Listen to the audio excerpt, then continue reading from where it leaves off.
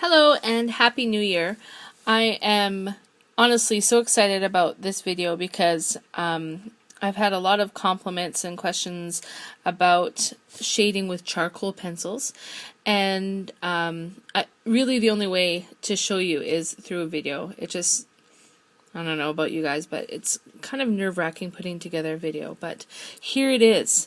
So Kim Teasdale, my friend from the island, from Canada, she's about 5 hours away from me.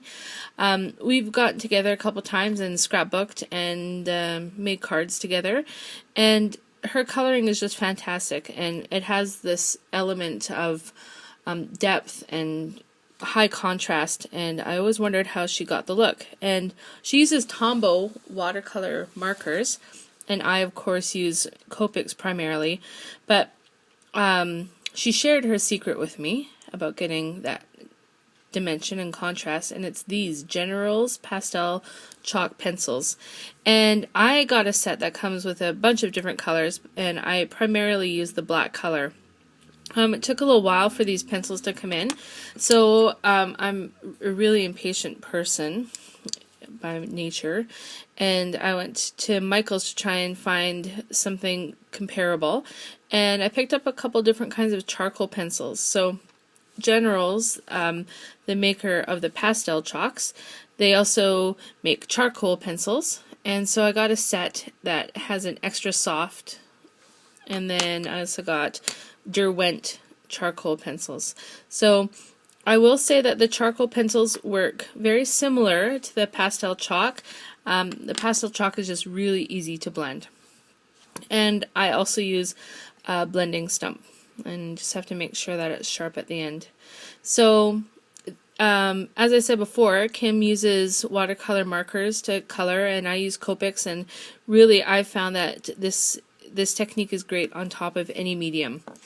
I've even added shading on top of pattern papers just to give it a little bit more dimension, and it works really well. So step one is to color your image until you're happy with the shading. And as you can see here, I have, fairly good contrast with the hair and the sweater and kind of all of these different areas.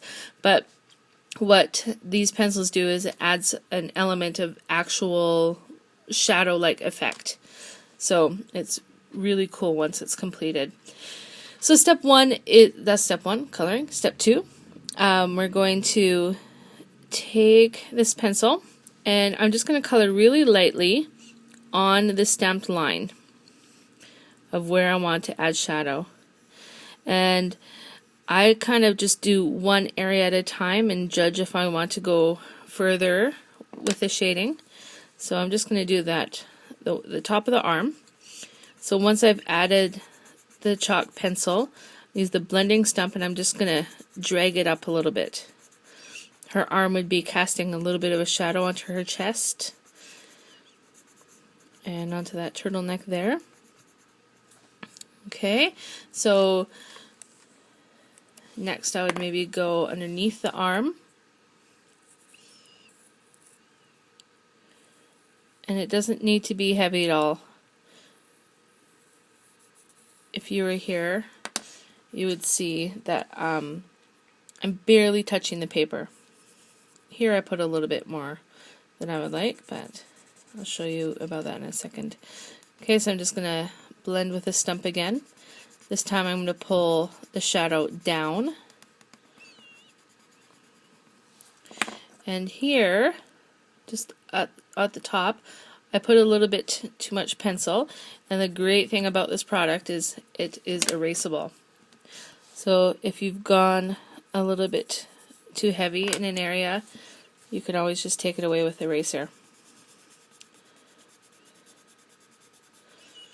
Alright, so now I'm going to show you what it looks like on skin, and I will always shadow underneath the hair, because the hair is obviously going to cast a shadow on top of the skin, if it's hanging over at least.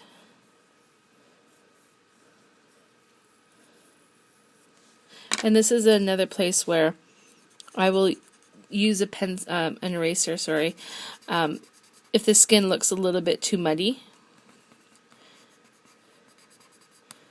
If I've added just a little bit too much pencil and the skin starts to look too gray, then yeah, I'll take some away.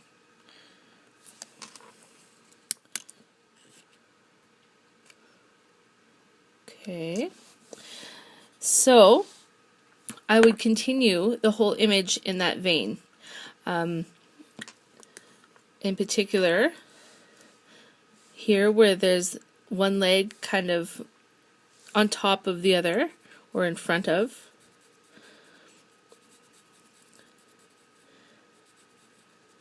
So all along there, that boot, there'd definitely be a lot of shadow there, and you can see how it really starts to create that look, and certain elements of the image start to pop up as you add more and more of the shading. And yeah, the illustrations aren't realistic, but it starts to become a little bit more lifelike. So there, I was just a little bit too heavy with it.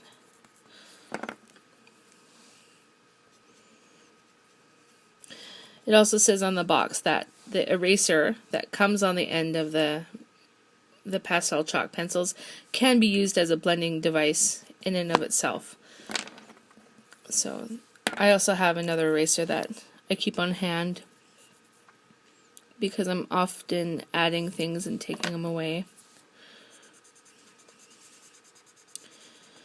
Okay, so I'm going to finish coloring this up, and I will put it on my card, and I'll share the finished project on my blog. But I hope this helped to demystify these chalk pencils, and I'll try and find a link for these, and I hope you give them a try. It's really fun and really very addictive. I don't think I'm ever going to color without them again. So have a nice day and Happy New Year.